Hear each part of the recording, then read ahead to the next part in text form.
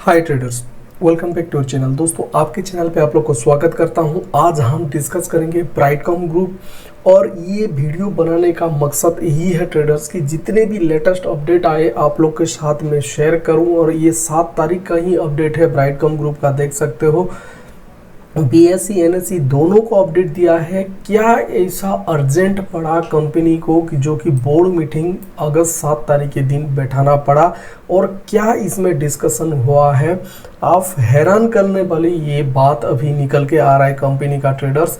आप लोग यहाँ देख सकते हो, वेडनेसडे यानी कि बुधवार के दिन 7 तारीख बोर्ड बैठक यहाँ बैठाया गया था। रीजन क्या है आप देख सकते हो। Take note of resignation existing statutory auditor of the company MSDP Sarada and Co with effective date of resignation is अगस्त 6 तारीख। यानी कि जो ऑडिटर है, जो रिजल्ट पेश करता है कंपनी का, बनाता है, वो रिजाइन करके चला गया। क्यों भाई चला गया, उसका एक बड़ा इतिहास नीचे लिखा गया है।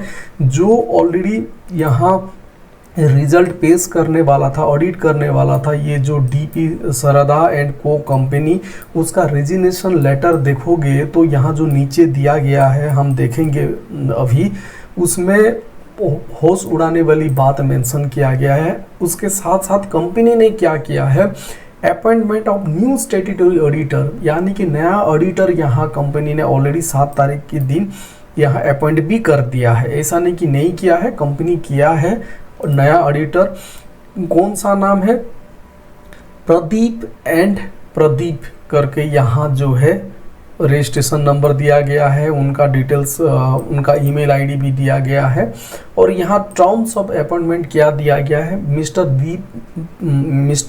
MS Pradeep and Pradeep shall hold the office as statutory auditor of the company till the conclusion of next annual general meeting and subject to the approval of the shareholder at the ensuring AGM and compliance बोल के details दिया है। लेकिन यहाँ result आने से पहले क्यों भाई ऑडिटर ने रिजाइन किया है, आप लोगों में यहाँ दिखाता हूँ। उनका जो रेजिग्नेशन लेटर दिया है कंप्लीट, वो देखने लायक है। क्यों ऑडिटर ने, जो ऑडिट फर्म है, वो रिजाइन करके छोड़ के चला गया।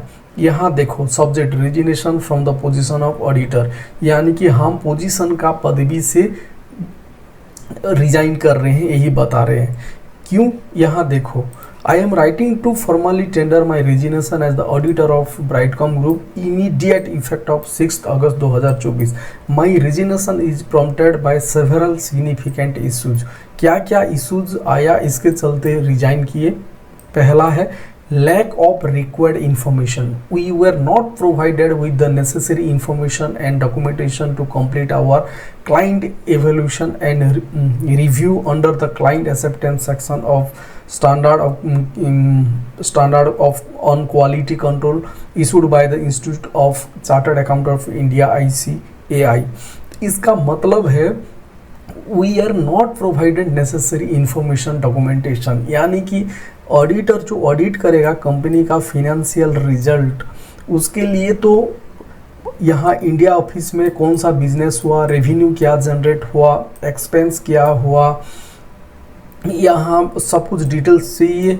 वो उनको नेसेसरी इंफॉर्मेशन और डॉक्यूमेंट्स वगैरह भी नहीं मिला। इसके साथ सब्सिडी कंपनी विदेश बाहर में भी है, उनका भी डिटेल्स कुछ मिला नहीं।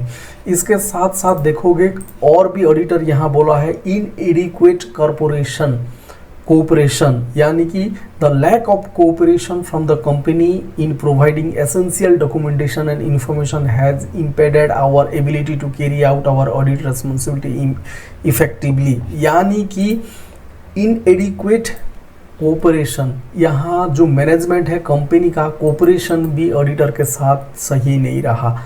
Approval of appointment, it has come to our attention that appointment of the auditor needs to be approved by the shareholder at a general meeting within 3 months. As this approval has not been obtained, it places our position as auditor in a state of uncertainty.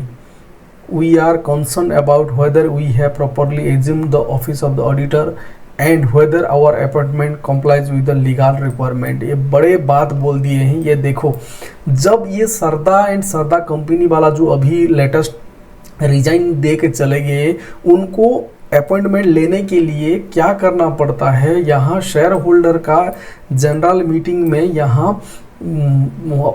यहाँ एक approval भी लेना पड़ता है। और यहाँ देख सकते हो, यहाँ अप्रूवल वगैरह कुछ प्रॉपरली यहाँ लिया नहीं है, direct Sarda and Sarda company को डायरेक्ट अपॉइंट कर दिया ऑडिटर के हिसाब से, जो कि खुद यहाँ बता रहे हैं कि ये लीगली ये गलत है, लीगल रिक्वायरमेंट के हिसाब से नहीं है, इसलिए भाई उन लोग रिजाइन करके चले गए।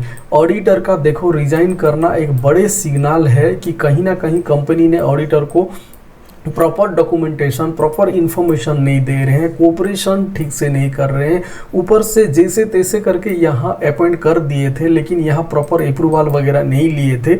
इसलिए कंपनी ने जो सरदार एंड सरदा कंपनी करके जो अभी जो लेटेस्ट थे जो रिजाइन किए, वो ऑलरेडी रिजाइन कर चुके हैं। यहाँ उनको भी डर है कहीं ना कहीं, बिकॉज यहाँ देख सकते हो सरदा एंड को कंपनी करके रिजाइन करने का यही बड़ा कारण है कि एक तो डॉक्यूमेंटेशन और प्रॉपर इंफॉर्मेशन कंपनी से नहीं मिला, 2 नंबर बताए हैं प्रॉपर कोऑपरेशन नहीं कर रहे हैं कंपनी डेटा देने के लिए, तीसरा जो है ये सरदा कंपनी जो अपॉइंट किए थे वो अपॉइंटमेंट भी ये प्रॉपर तरीके से ढंग से नहीं हुआ था।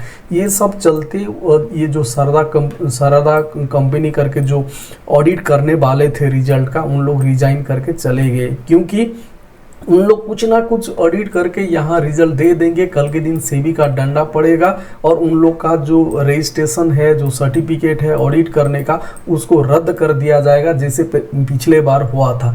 इसलिए कोई भी ऑडिटर यहाँ रिस्क लेना नहीं चाहता है ब्राइटकॉम ग्रुप के ऊपर।